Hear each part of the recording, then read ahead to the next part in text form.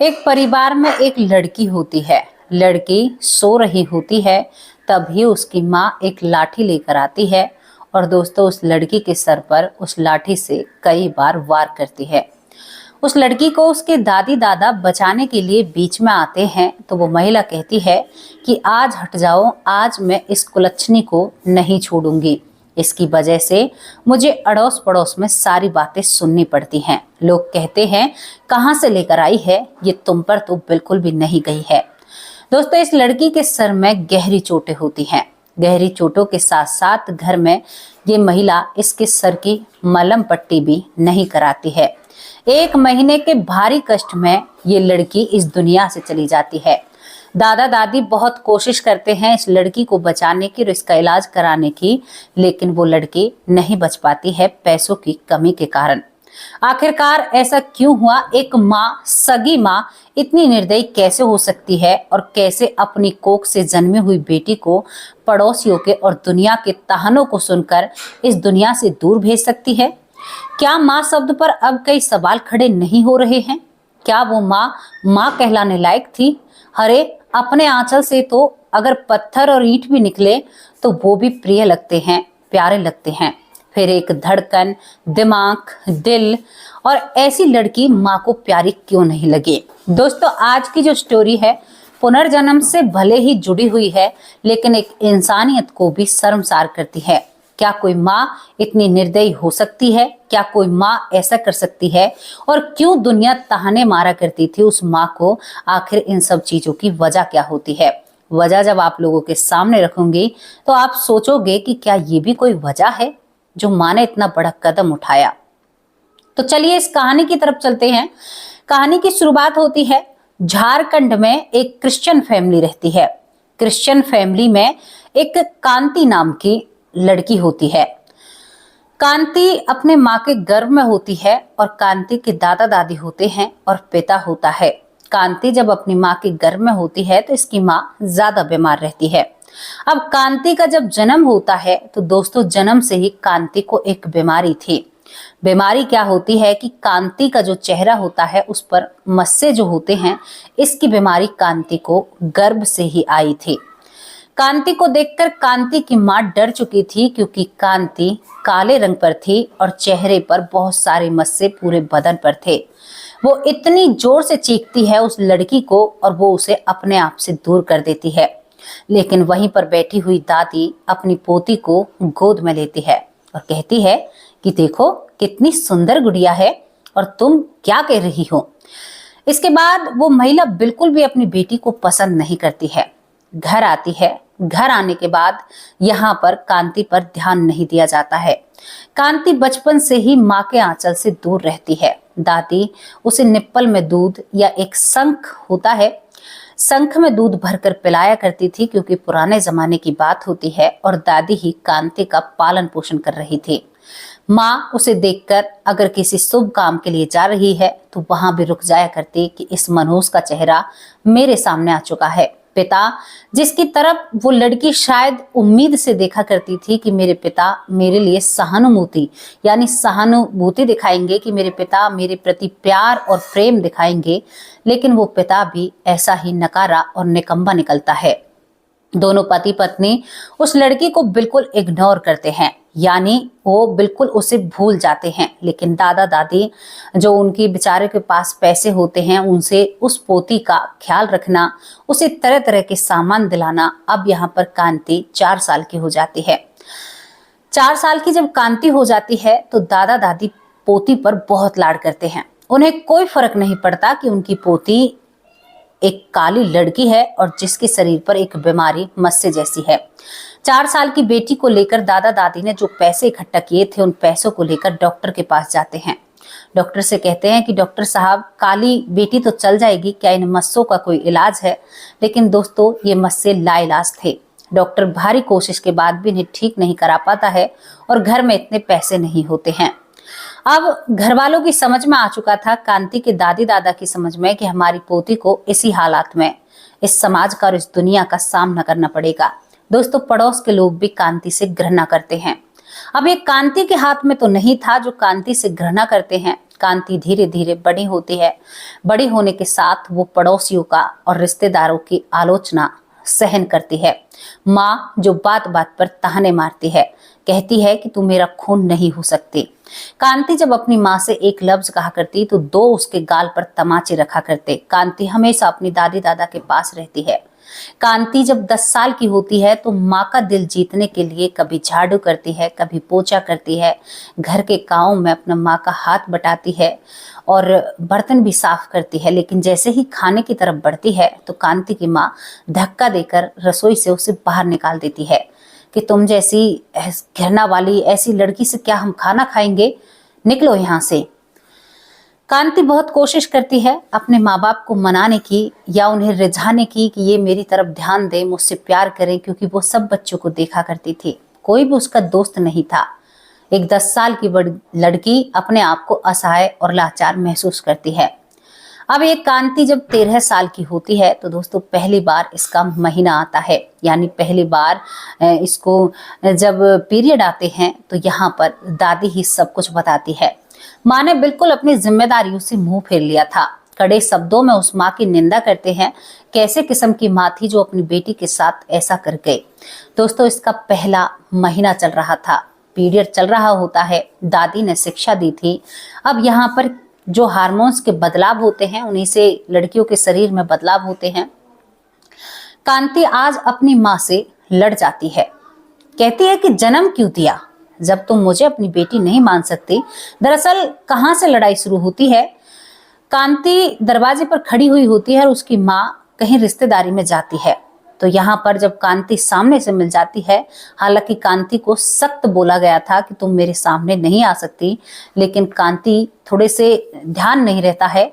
जब माँ आती है तो माँ कांति के चेहरे पर एक तमाचा रख देती है और कहती है कि बहुत दुनिया के ताहने सुने हैं और ऊपर से तू मुझे इतना परेशान करती है, तुम्हें शर्म नहीं आती। इतना सब कुछ तुमसे कहती हूँ तब भी तू जीवित है।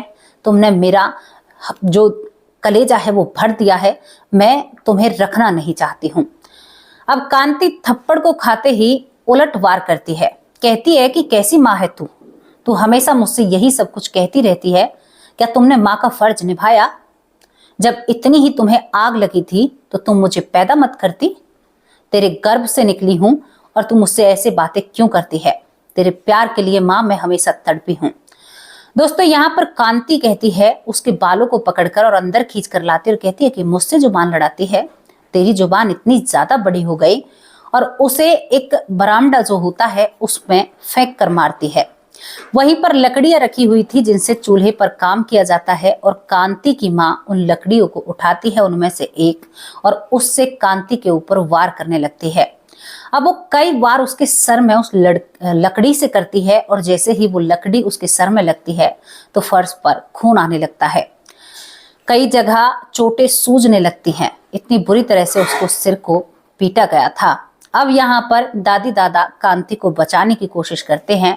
जब उस महिला का जी भर जाता है, वो कहती है कि पड़ोसी भी मुझे ताने मारते हैं कि इस लड़की को किसकी लेकर आई हो, ये तुम्हारी बिल्कुल नहीं लगती है। और दोस्तों वो माँ उस लकड़ी को एक तरफ फेंक कर अपने रिश्तेदार के घर चली जाती है।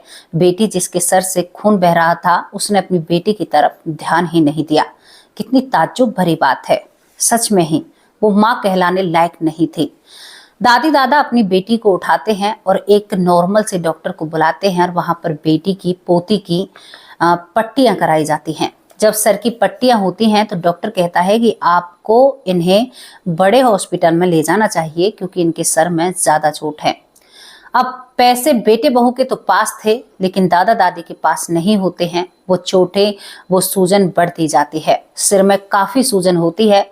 जब शाम को कांति की माँ आती है तो दादी झोली पहनाती है। कहती है कि मेरी पोती के सर में बहुत ज्यादा तकलीफ है, क्या तुम इन्हें हॉस्पिटल में दिखा सकती हो? तो वो कहती है कि देखो माँ जी, तुम्हारे लिए खाना बनाती हूँ, ये मरती है तो मर जाने दो, इससे छुटकारा मिलेगा। मैं इसके ऊपर एक धेला भी खर्च नहीं करूंगी, मेरे पास पैसे नहीं हैं।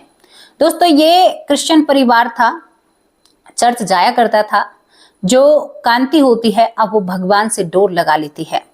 करीबन 40 दिन तक कांति चारपाई पर तड़पती है। सर में वो चीजें पकने लग जाती हैं। सर के जो घाव थे वो पकने लग जाते हैं। दादा दादी बहुत कोशिश करते हैं। सन 1978 की बात होती है, बहुत पुराना समय था दोस्तों। वो लड़की कढ़ाते कढ़ाते इस दुनिया से अपना दम तोड़ देती है। पड़ोसी जो मौन थे, सभी लोग मौन रहते हैं।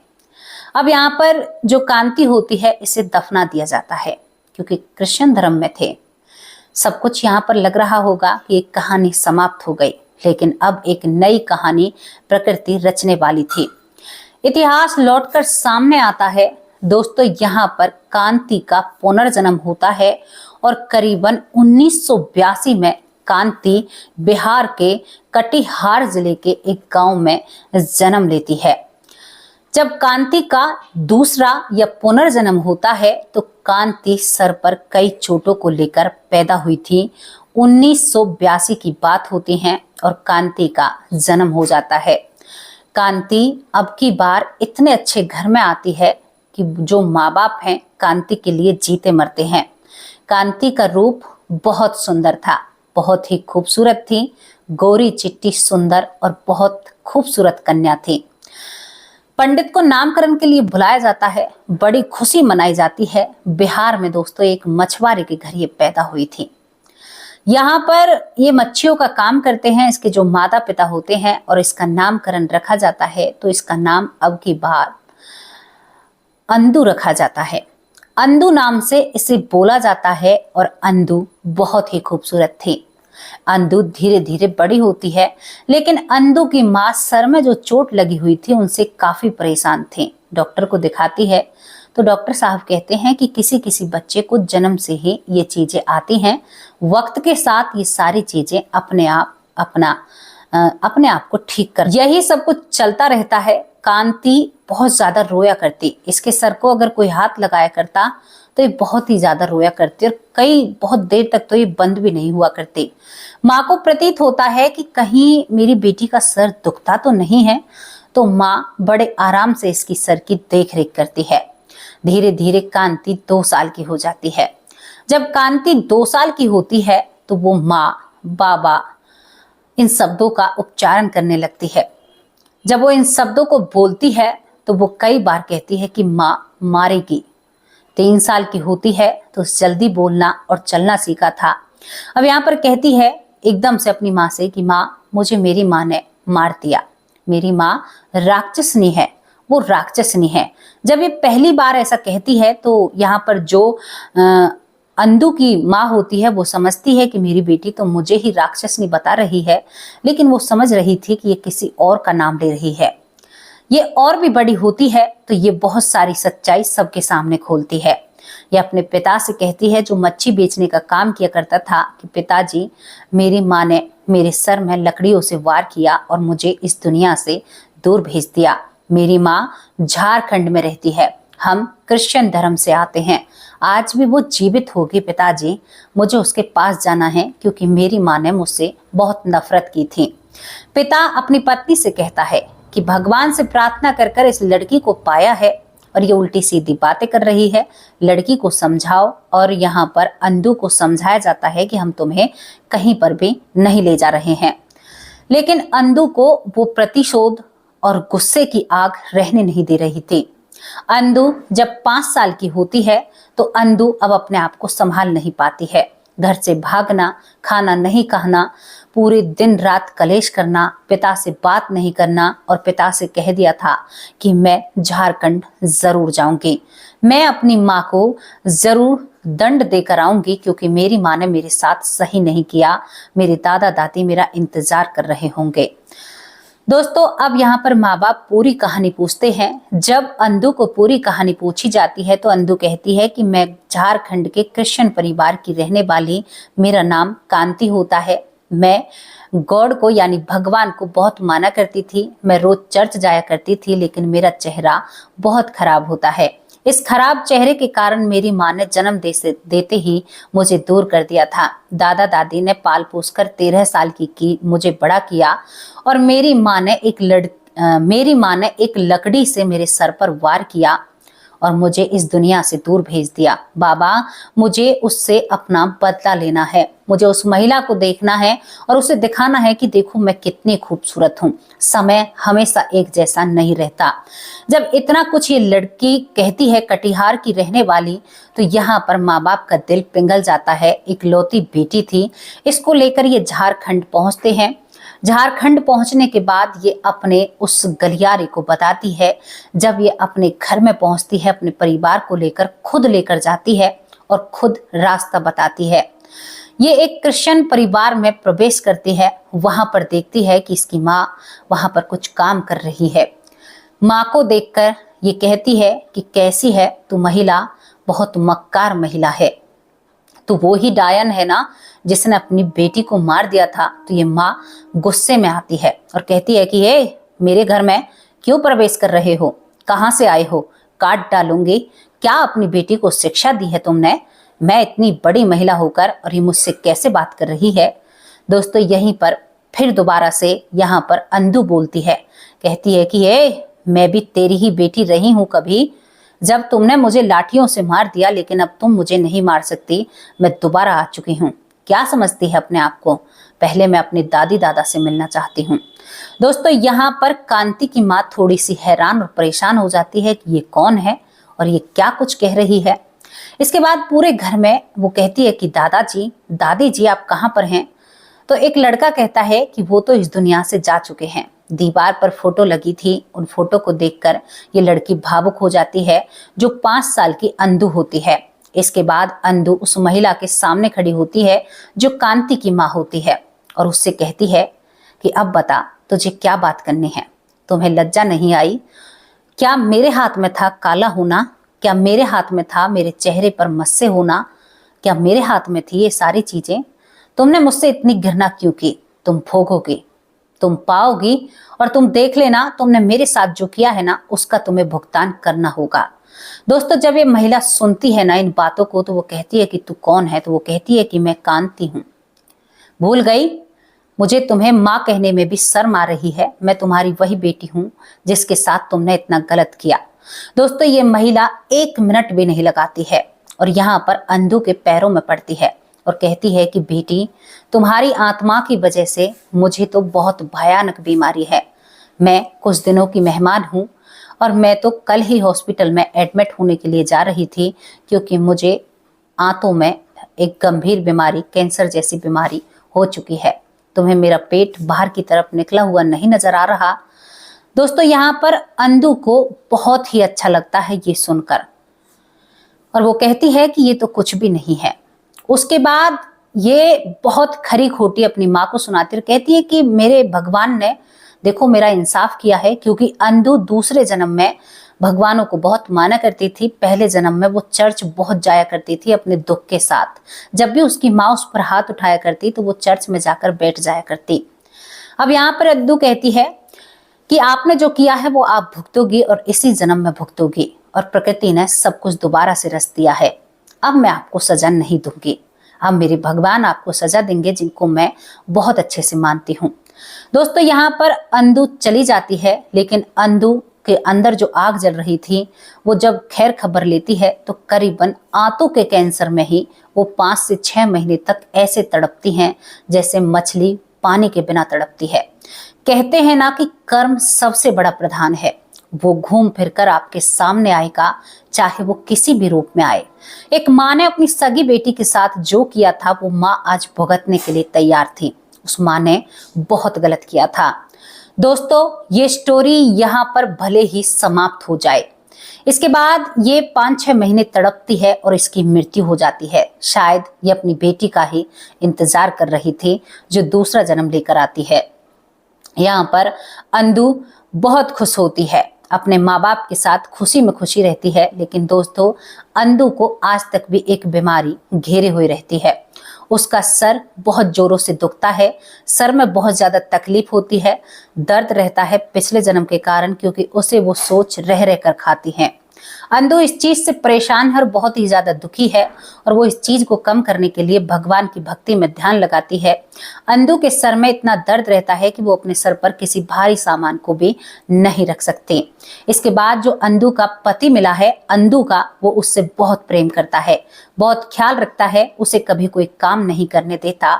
एक गरीब परिवार से वो भले ही है, लेकिन आज भी वो बहुत अच्छी खुशहाल जिंदगी बिता रही है 2-3 बच्चों के साथ। जिंदगी बहुत बढ़िया है और बहुत अच्छे से वो रह रही है। तो दोस्तों, इस स्टोरी पर आप क्या कहोगे, जहां पर एक माँ को सजा मिली बेटी के ही सामने। बेटी के सामने जब माँ को सजा मिलती है तो बेटी के कलेजे को बहुत ठंडक मिलती है।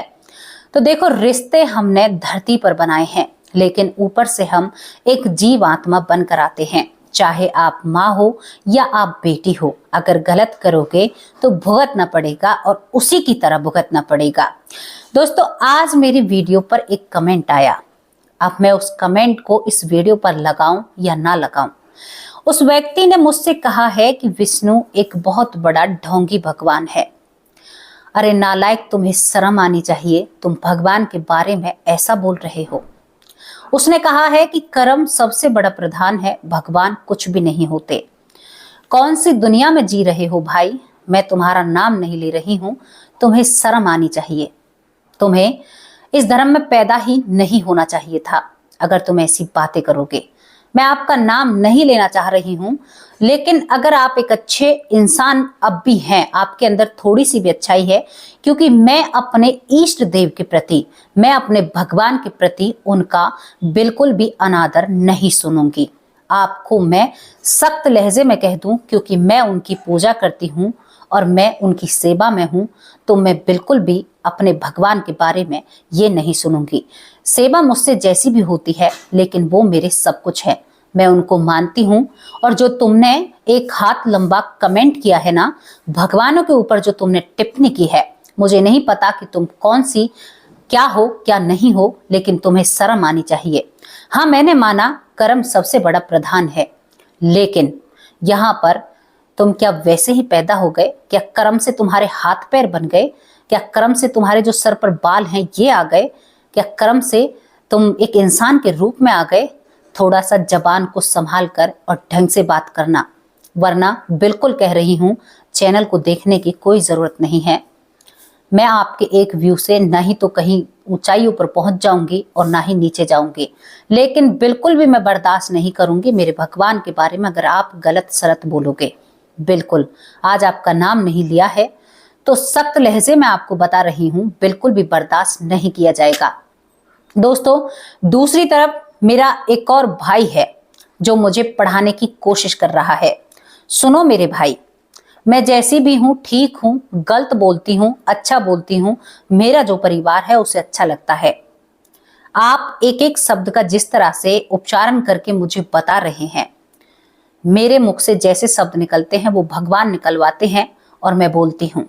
इसमें मैं किसी तीसरे को नहीं आने देना चाहती, समझे आप? जो मैं बोलती हूं वो अच्छे के लिए बोलती हूं और बोलना चाहती हूं अच्छे के लिए, ताकि मेरा परिवार हमेशा अच्छे से रहे और मेरे परिवार पर कोई भी आँच नहीं आए।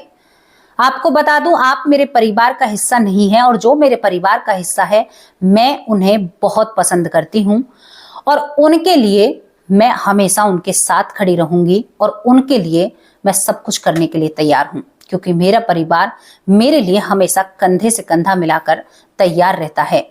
मेरे परिवार की तो बात ही निराली है, मेरे परिवार की कोई बराबरी नहीं कर सकता।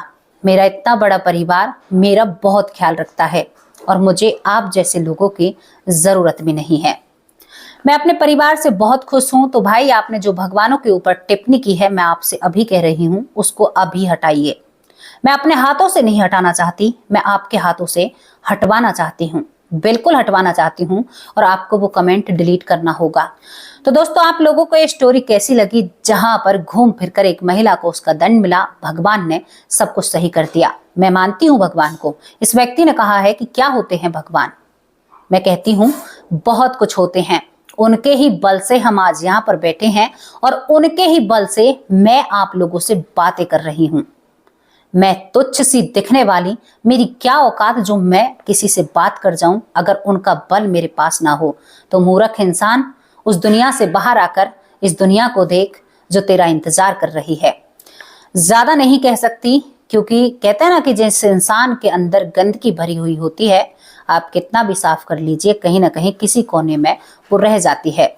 अब आप लोगों से विदा लेती हूँ, कल हाजिर होंगी। आज नाम नहीं ले पाई हूँ क्योंकि इस कमेंट को पढ़कर मुझे बहुत बुरा लगा, क्योंकि मैं भगवान के बारे में जब जनता को या अपने परिवार को बता रही हूँ तो ये कह रहा है कि तू अंधविश्वास फैला रही है, भगवान जैसी चीज होती ही नहीं है।